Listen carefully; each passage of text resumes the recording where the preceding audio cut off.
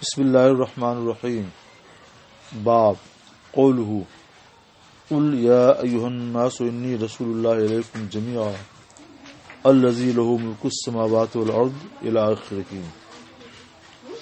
اے رسول فرما دیجئے کہ اے لوگو، یہ خطاب ہے حضور سید عالم صلی اللہ علیہ وسلم کو۔ اللہ تعالی اپنے پیارے رسول کو خطاب کر کے فرماتا ہے کہ اے رسول آپ فرما دیجئے کہ اے لوگو، بے شک میں تم سب کی طرف اللہ کا رسول ہوں۔ اللہ ہی کی ملکیت آسمان ہے، تمام آسمان اور زمین ہے۔ اللہ کے سوا کوئی معبود نہیں۔ وہی زندہ کرتا ہے اور وہی موت دیتا ہے۔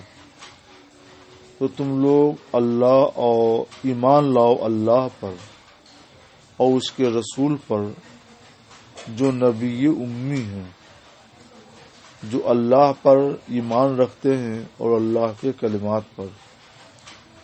واتبعوہ، اور نبی امی کی پیروی کرو تاکہ تم لوگ ہدایت یاب ہو جاؤ۔ اس حدیث کی تفسیر میں امام بخاری رحمۃ اللہ علیہ نے یہ حدیث نقل فرمائی۔ ابو ادریس خولانی کا بیان ہے کہ میں نے صحابی رسول ابو الدرداء رضی اللہ تعالی عنہ سے سنا، وہ بیان کرتے تھے کانت بین ابی بکر و عمر محاورہ، ابو بکر اور عمر رضی اللہ تعالی عنہ کے درمیان مکالمہ ہو گیا۔ محاورہ بمعنی مکالمہ یا مباحثہ ہو گیا، دونوں کر سکتے ہو۔ کسی مسئلے پر دونوں کے درمیان بحث ہو گئی، یہ بتانا ہے۔ فاغضب ابو بکر عمر، ابو بکر صدیق رضی اللہ تعالی نے حضرت عمر کو ناراض کر دیا، یعنی ان کی زبان سے کوئی سخت کلمہ نکل گیا جس سے حضرت عمر رضی اللہ تعالی ناراض ہو گئے۔ فانصرف عمر عنہ مغضبا، حضرت عمر ان سے ناراض ہو کر چلے گئے۔ تو ابو بکر صدیق رضی اللہ تعالی نے بھی ان کے پیچھے پیچھے چلے۔ یسألوہ، وہ ان سے گزارش کرتے تھے کہ ان یستغفر لہ، کہ وہ یعنی حضرت عمر ان کو معاف کر دیں۔ فلم یفعل، انہوں نے ایسا کیا نہیں، یعنی معاف نہیں کیا۔ حتی اغلق بابہ فی وجہہ، یہاں تک کہ ان کے سامنے اپنا دروازہ بند کر لیا۔ تو ابو بکر صدیق رضی اللہ تعالیٰ عنہ رسول اللہ صلی اللہ علیہ وسلم کی خدمت میں حاضر ہوئے۔ تو ابو درداء کا بیان ہے کہ ہم لوگ اس وقت سرکار کی بارگاہ میں حاضر تھے، تو رسول اللہ صلی اللہ علیہ وسلم نے فرمایا اما صاحبکم ھذا فقد غامر۔ یہاں پہ غامرہ یا تو خاصمہ کے معنی میں ہے یا سابقہ کے معنی میں، دونوں کے لیے قرینہ موجود ہے۔ غامرہ کا معنی خامسہ ہے، اس کا قرینہ یہ ہے کہ ان کے چہرے پر اس کے آثار نظر آ رہے تھے۔ تمہارے ان صاحب نے مباحثہ کیا ہے اور چہرے سے اس کا اثر نمایاں ہے، یا تمہارے ان صاحب نے سبقت بالخیر کی ہے، تو وہ بھی سچ ہے کیونکہ وہ سب سے پہلے ایمان لائے ہیں۔ سب سے پہلے جو شخص رسول اللہ کی دعوت پر ایمان لائے وہ حضرت ابو بکر صدیق رضی اللہ تعالی عنہ تھے۔ قال وندم عمر علی ما فعلہ، اور حضرت علی ما کان منہ، اور حضرت عمر رضی اللہ تعالی عنہ سے جو بات ہو گئی اس پر وہ نادم ہوئے۔ اصل میں جب حضرت ابو بکر صدیق ان سے معافی مانگنے لگے، ایک بار دو بار گھر تک چلے گئے معافی مانگتے مانگتے، تو انہیں ایک بار میں نہیں، دو بار میں نہیں، تین بار میں، چار بار میں معاف کر دینا چاہیے تھا۔ معاف نہ کرنے پر وہ نادم ہو گئے کہ ہم سے یہ بھول ہوئی۔ فاقبل، تو وہ بھی آئے۔ یہاں تک کہ نبی کریم صلی اللہ علیہ وسلم کو سلام کیا اور سرکار کی بارگاہ میں بیٹھ گئے اور رسول اللہ صلی اللہ تعالی علیہ وسلم کو واقعہ سنایا۔ صحابی رسول ابو الدرداء کا بیان ہے کہ وہ غضب رسول اللہ صلی اللہ تعالی علیہ وسلم ناراض ہو گئے، حضرت عمر پر ناراض ہو گئے۔ وجعل ابو بکر یقول، اور ابو بکر کہنے لگے واللہ، اللہ کی قسم یا رسول اللہ، لأنا کنت اسلم، تقصیر مجھی سے ہوئی تھی۔ پھر بھی رسول اللہ صلی اللہ تعالی علیہ وسلم فرماتے رہے حل انتم تارکو لی صاحبی، کیا تم لوگ میری وجہ سے میرے دوست کو چھوڑ دو گے؟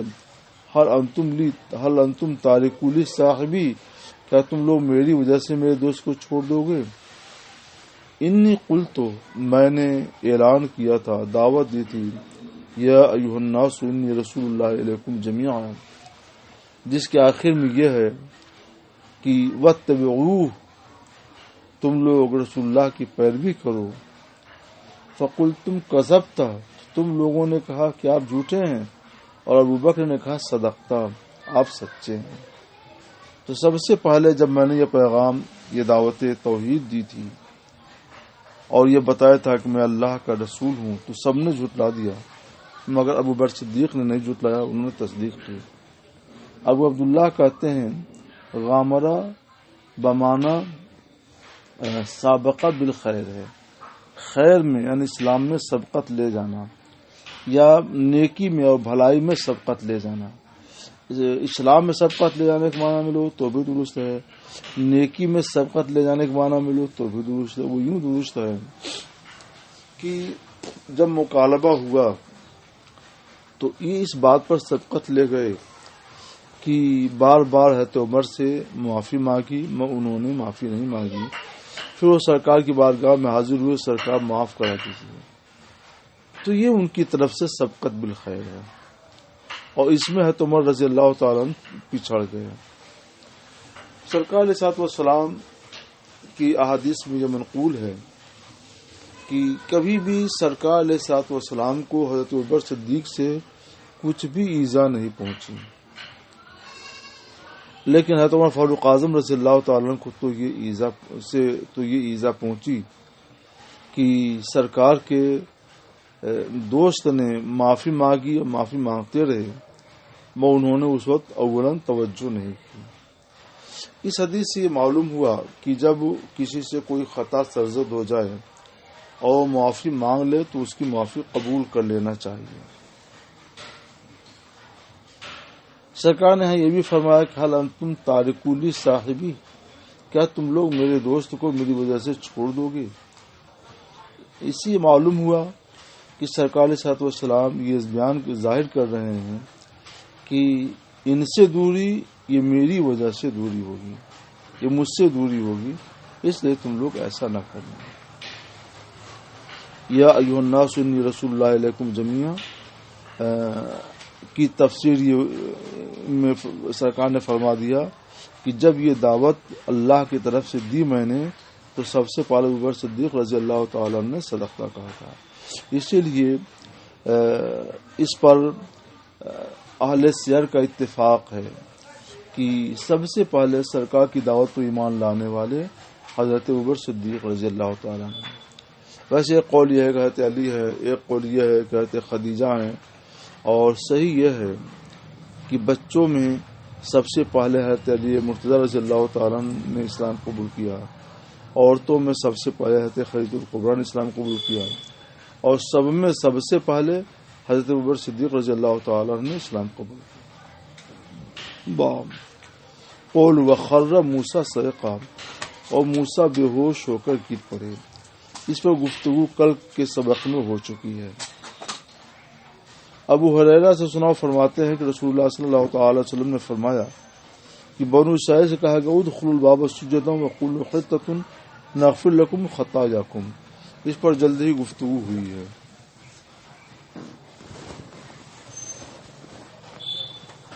یہ نئی آیت آ گئی، باب خذ العفو وامر بالعرف واعرض عن الجاہلین۔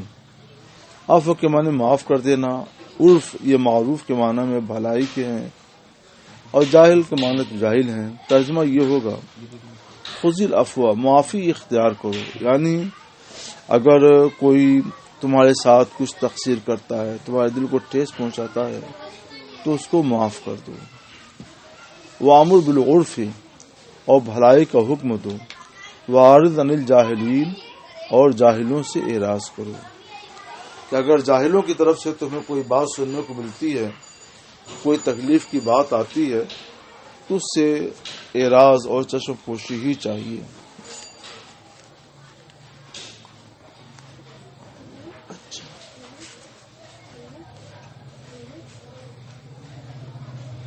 ابن عباس بیان کرتے ہیں کہ قادم عینۃ بن حصن بن حذیفہ، عینہ بن حصن بن حذیفہ آئے، فنزل علی ابن اخیہ الحر بن قیس، تو عینہ بن حصن بن حذیفہ آئے اور وہ اپنے بھتیجے حر بن قیس رضی اللہ تعالی عنہ کے ہم مہمان ہوئے، ان کے ہاں ٹھہرے۔ وَقَانَ مِنَ النَّفْرِ الَّذِينَ، یہ بہت دل پذیر حدیث ہے، اور یہ حر بن قیس رضی اللہ تعالیٰ عنہ ان لوگوں میں سے تھے جن کو حضرت عمر قریب رکھتے تھے، اپنے مجلس میں ان سے قریب رکھتے تھے۔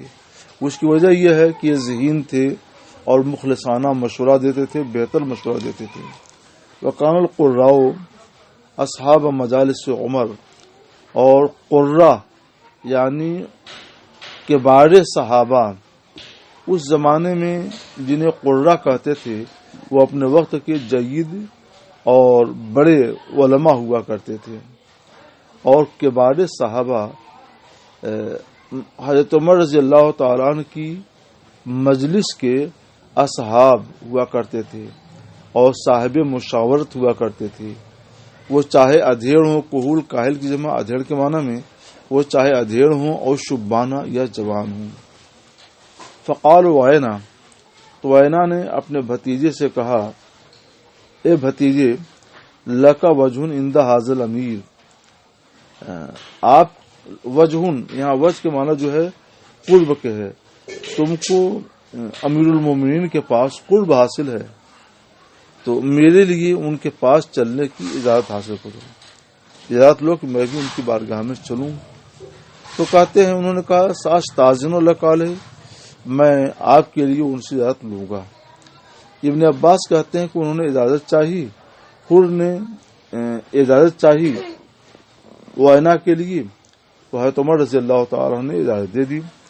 فلما دخل علیہ، جب وائنا حضرت عمر کے پاس پہنچے تو کہنے لگے، ہی جبن الخطاب فواللہ ما توتینا الجزل ولا تحکم بیننا بالعدل، یہ انہوں نے شکایت کی۔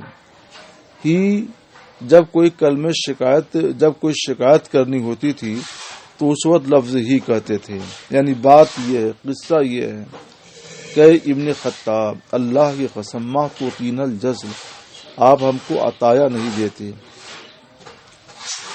جزل کہتے ہیں عطائے کثیر کو، مراد ہے مطلقاً عطا۔ ولا تحکم بیننا بالعدل، اور ہمارے درمیان انصاف کا فیصلہ نہیں کرتے۔ یہ بات ان کی خلاف واقعہ تھی، کیونکہ حضرت عمر رضی اللہ تعالیٰ عنہ یہ وہ شخص ہیں جنہوں نے دنیا کو عدل سے بھر دیا تھا، اور ان سے وہ شکایت کرنے کہ لا تحکم بیننا بالعدل، اور ان کے پاس جو بھی استطاعت تھی اس کو وہ خرچ کرتے تھے لوگوں پر، اور ان سے وہ کہہ رہے ہیں کہ ما توتینا الجزل، تو یہ بالکل خلاف واقعہ بات تھی۔ تو حضرت عمر ناراض ہو گئے، حتی ہما ان یوقع بھی، اوقع یوقع، یقا کے معنی آتے ہیں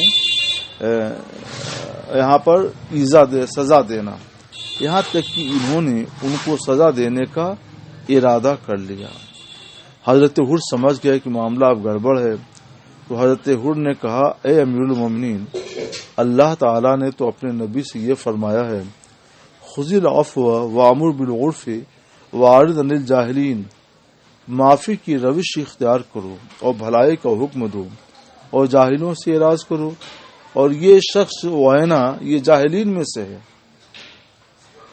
تو راوی حدیث ابن عباس کہتے ہیں کہ واللہ ما جاوزہ عمر، حضرت عمر اس آیت کریمہ سے آگے نہیں بڑھ سکے، اور جس وقت انہوں نے آیت کریمہ تلاوت کی وَقَانَ وَقَّافًا عِنْدَ کتاب اللہ، اور کتاب اللہ کے حکم پر وہ ٹھہر جایا کرتے تھے، بہت ٹھہر جانے والے تھے، اس لیے جب انہوں نے کتاب اللہ کی یہ بات سنی تو اپنے غصے کو پی گئے اور اس آدمی کی سخت کلامی سے صرف نظر کر لیا۔ اصل میں حضرت حر بن قیس رضی اللہ تعالی نے یہ محسوس کر لیا کہ حضرت عمر فاروق اعظم جلال میں آ گئے ہیں، اب ان کو جلال سے پھیرنے کے لیے سب سے زیادہ جو چیز کارگر ہو سکتی ہے بس کلام الہی ہے، اس لیے انہوں نے کلام الہی کو پڑھ دیا، اور کلام الہی کے بعد انہیں اطمینان تھا کہ وہ سزا نہیں دیں گے، اور وہی ہوا۔ تو یہ خوب ہونی چاہیے، اللہ کا کلام، اللہ تبارک و تعالی قرآن مقدس میں بڑی اچھی اچھی باتیں ہیں، اخلاقی باتیں ہمیں سکھاتا ہے، اور ہم کو قرآن پاک کی ہدایات پر عمل کرنا چاہیے۔ دنیا اگر کتاب اللہ کی ہدایتوں پر عمل کرے تو بہت سے فتنے خود بخود دور ہو جائیں، ختم ہو جائیں۔ بسم اللہ الرحمن الرحیم، سورۃ الانفال۔ اس میں آگے چل کر کے یہ آیت آ رہی ہے، یا ایھا الذین آمنوا استجیبوا للہ وللرسول اذا دعاکم لما یحییکم، اے ایمان والو اللہ کے لیے اور رسول اللہ کے لیے حاضر ہو جاؤ جب وہ تمہیں بلائیں، اس کام کے لیے بلائیں جو تمہیں زندگی بخشتی ہے، اور جان لو بے شک اللہ انسان کے اور اس کے دل کے درمیان حائل ہوتا ہے، یعنی اس کا خوف حائل ہوتا ہے، اور بے شک تم لوگ اللہ کی طرف جمع کیے جاؤ گے۔ یہاں پر انہوں نے ابو سعید بن معلہ کی وہی حدیث پیش کی ہے جو کتاب التفسیر کے شروع میں آپ نے پڑھ لی ہے، پوری حدیث کے الفاظ وہی ہیں، اس کو آپ لوگ ملا لیجیے گا۔ اب اس کے بعد جو آیتیں آ رہی ہیں ان آیتوں کو آپ لوگ دیکھ لیجیے گا، یہ سب آسان آیتیں ہیں، اور ترجمہ قرآن میں سب کچھ دیکھ لیجیے گا۔ یہ پورا صفحہ اسی انداز کا ہے، یہ پورا صفحہ 670 آپ کو دیکھ لینا چاہیے۔ اب ہم 671 میں آتے ہیں۔ یہ 671 میں دیکھیے باب سے پہلے صرف اتنی سی بات آئی ہے کہ سمعت البراء یقول آخر آیت نزلت یستفتونک قل اللہ یفتیکم فی الکلالہ وآخر صورت نزلت براء، یہ آپ نے بھی جلدی پڑھ لیا ہے کہ آخری آیت یستفتونک قل اللہ یفتیکم فی الکلالہ نازل ہوئی ہے، اور آخری صورت سورہ براءت نازل ہوئی ہے۔